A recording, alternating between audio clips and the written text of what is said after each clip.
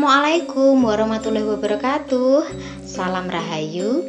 Halo dulur, mudah-mudahan Anda semua selalu dalam perlindungan Tuhan Yang Maha Esa, dimudah lancarkan segala aktivitasnya, rezekinya, panjang umur dan sehat selalu. Amin. Kali ini saya akan membahas mengenai bahaya bagi weton yang memiliki dan memakai kodam pendamping. Monggo disimak, barangkali salah satunya adalah ciri yang Anda alami. Wilujeng rahayu, sugeng midhangetaken.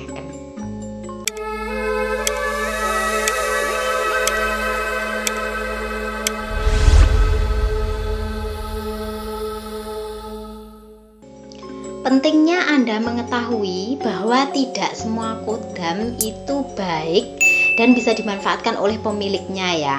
Di sini saya akan membahas mengenai kodam yang tidak sesuai dengan ekspektasi pemeliharanya, yang mana ini bisa berdampak bahaya ya di belakang harinya.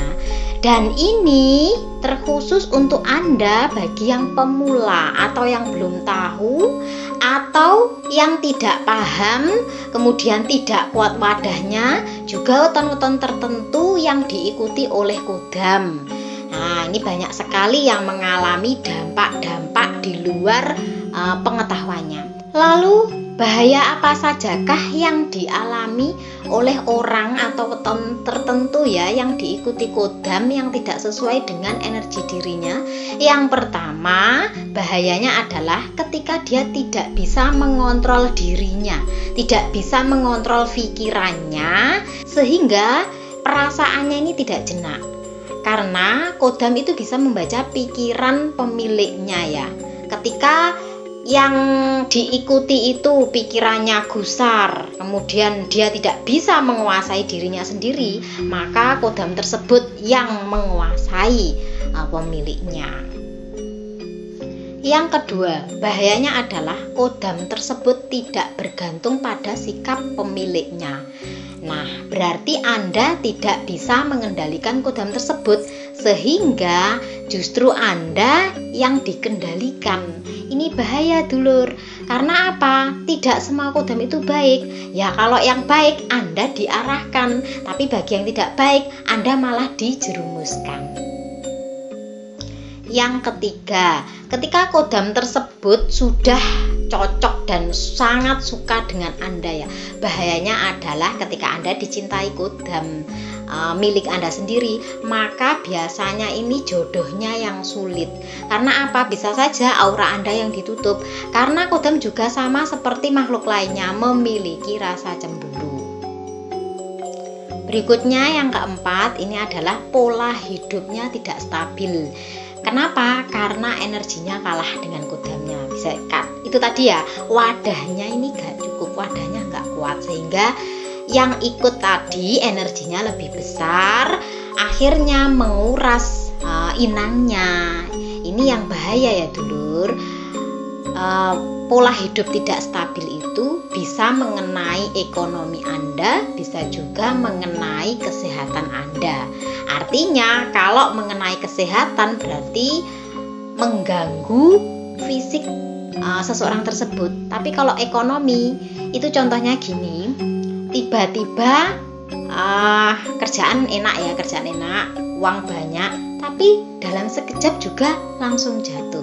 Nah, ini yang bahayanya ya, bisa mengenai ekonominya atau berdampak pada kesehatannya. Kemudian yang kelima, ini adalah memiliki ciri fisik aneh, tidak umum ya. Contohnya, mohon maaf ini, tangannya tiba-tiba sering tremor, begini ya.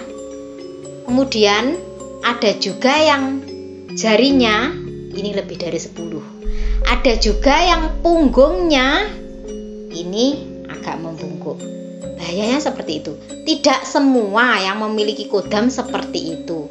Tapi bagi yang tidak kuat, ada salah satu ciri yang saya sebutkan tadi. Kemudian yang keenam, mengganggu mental pemeliharanya. Tiba-tiba orangnya ini bisa sedih sendiri, tertawa sendiri, ngomong sendiri. Ini bahaya dulur, karena apa? Dilihat orang itu seperti orang gila ya. dan dia tidak bisa membedakan mana bicara dengan orang yang nyata, mana bicara dengan perewangannya. Nah, bahayanya di situ. Kemudian yang ketujuh ini adalah sakit-sakitan. Nah, itu karena seringnya dia menggunakan atau menyuruh kodamnya, tapi energinya tidak selaras, kemudian diambillah energinya itu oleh kodamnya. Bisa saja ini sakit-sakitan bahkan hingga menaun. Diperiksa nih, ditambah nih, panggahai loro nih. Itu kemungkinan dari kodam peliharaannya sendiri. Dan yang kedelapan ini adalah sering kesurupan secara tiba-tiba. Ini bahaya dulur. Biasanya kalau jadi mediator kan sudah dikasih tahu nanti masuknya pada waktu seperti apa ya. Tapi kalau masuknya ini tanpa permintaan dari pemeliharanya, langsung masuk begitu saja dan tiba-tiba sewaktu-waktu, ini bahaya dulur. Orang sering kesurupan, ini tandanya fisiknya lemah, mentalnya lemah, pikirannya kosong. Dan kalau terus-terusan seperti itu, yang adalah Anda yang dikuasai oleh peliharaan Anda sendiri. Nah, ini yang saya sampaikan ya dulur. Perlu diingat, kalau Anda ingin memiliki kodam itu kenali dulu jati diri Anda yang sesungguhnya. Jangan sampai nanti menyesal di kemudian hari ya. Karena banyak sekali orang menginginkan memiliki kodam tapi dia sendiri tidak bisa mengenali dirinya sendiri. Ini bahaya dulur. Jadi jangan gampang percaya pada seseorang yang mengisikan kodam kepada Anda. Kalau mengatakan nanti kamu bisa begini. Anda intinya harus tahu diri Anda sendiri. Yang ditakutkan adalah bahayanya yang saya sebutkan tadi ya. Karena kalau kita sudah berhubungan dengan hal-hal gaib, kita sudah memakainya, hati-hati loh dulur. Ada perjanjiannya ya. Saya hanya menyampaikan sesuatu yang sekiranya supaya Anda jangan sampai salah jalan dan tersesat, supaya Anda bisa memilih dan memilah yang terbaik untuk diri Anda sendiri.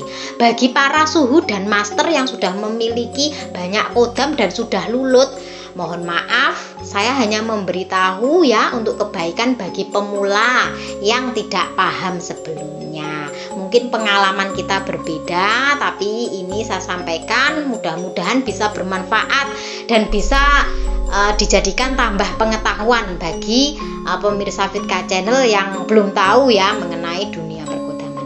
Baik dulur, demikian saja yang bisa saya sampaikan. Saya mohon maaf apabila ada perkataan saya ini barangkali ada yang kurang berkenan. Saya Fitri Ika, salam rahayu, wassalamualaikum warahmatullahi wabarakatuh.